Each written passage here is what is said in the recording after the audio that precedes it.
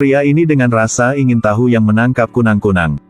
Xiao Feng menyadari ada sesuatu yang salah. Dia buru-buru melemparkan kunang-kunang itu ke tanah. Tetapi tidak hati-hati, jadi dia digigit olehnya dan jatuh koma. Seluruh tubuhnya menjadi sakit luar biasa. Aku tidak tahan lagi. Biarkan aku mati. Saat berbahaya, seekor naga berkaki 4 datang.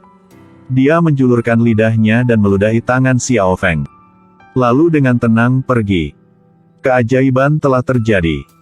Rasa sakitnya juga berangsur-angsur hilang. Apa yang terjadi? Ternyata Dewa Naga biasanya menangkap kunang-kunang beracun ini. Sehingga seluruh tubuhnya dapat tahan terhadap racun. Dewa Naga juga dianggap sebagai penjaga desa. Namun masih ada orang yang menghabiskan banyak uang untuk menangkapnya. Mereka ingin mendapatkan hati naga. Sekelompok orang memasuki wilayah Dewa Naga. Tetapi di tengah jalan, seekor gurita raksasa muncul entah dari mana. Dia menggunakan tentakelnya sepanjang beberapa meter untuk mengambil nyawa mereka satu persatu. Orang-orang yang ketakutan menembak gurita dengan senjata. Tapi ini hanya lelucon di matanya. Untungnya, Xiao Feng pintar.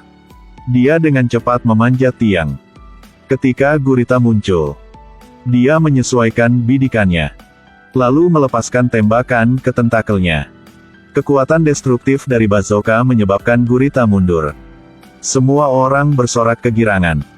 Sekarang Xiao Feng hanya ingin menemukan Dewa Naga. Karena Boskin pernah berkata bahwa ayah Xiao Feng dimakan oleh Dewa Naga tahun itu. Oleh karena itu, Tie Pong pasti harus membunuh Dewa Naga untuk membalas dendam. Tanpa diduga, ketika mereka memasuki hutan, mereka segera menemukan monster yang jauh lebih besar daripada Dewa Naga. Pria itu merasakan sesuatu di belakangnya. Dia menoleh ketakutan. Aduh, semua orang bergegas mengikuti tembakan. Melihat sisik yang jatuh di tanah. Ini pasti dari Tyrannosaurus raksasa. Huzi tiba-tiba bersemangat. Setelah banyak kesulitan, dia akhirnya dapat menemukan Dewa Naga. Tapi tindakannya yang agresif menarik para tanaman merambat. Ribuan tanaman merambat bergegas menuju orang-orang Xiao Feng. Satu persatu diikat olehnya dan digantung di udara. Xiao Feng memperhatikan bahwa gadis yang berdiri di tengah kerumunan tidak bergerak. Sungguh aneh. Mengapa tanaman merambat tidak menyerangnya? Xiao Feng melihat pemutar musik di tanah. Baru kemudian dia menyadari bahwa tanaman merambat ini yang mengidentifikasi target mereka melalui suara. Jika ingin hidup, diamlah. Dalam sekejap mata, semua orang menjadi diam. Seperti yang diharapkan, tanaman merambat berhenti menyerang dan pergi.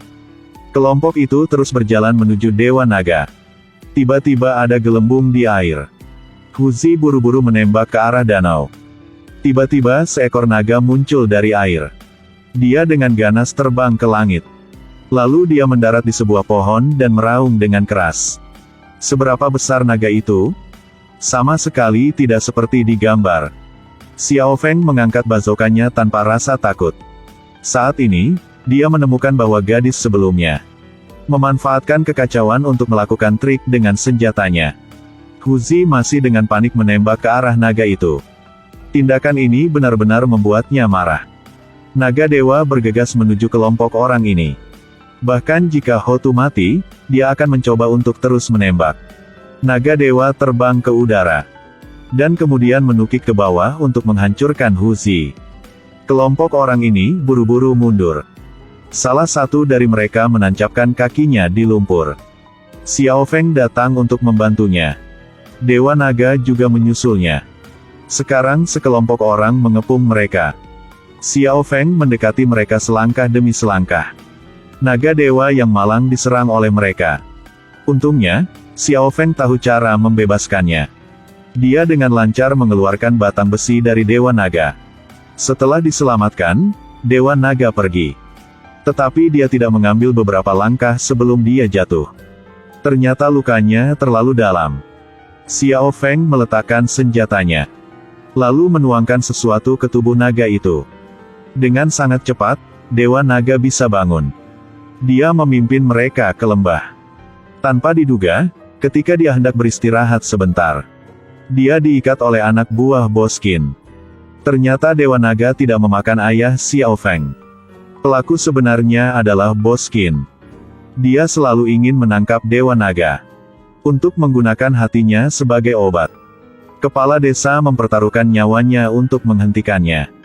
Meskipun Dewa Naga terluka, dia masih membawa Xiao Feng dan gadis itu ke tempatnya. Setelah itu, dia buru-buru melompat ke Danau Suci. Tanpa diduga, Bos Qin membawa banyak orang ke sini. Dia bahkan menggunakan senapan ikan besar. Untungnya, ketika mereka akan menyalakan api, Xiao Feng muncul tepat waktu. Dia dengan cepat melewati laras ke sisi lain agar tidak melukai Dewa Naga.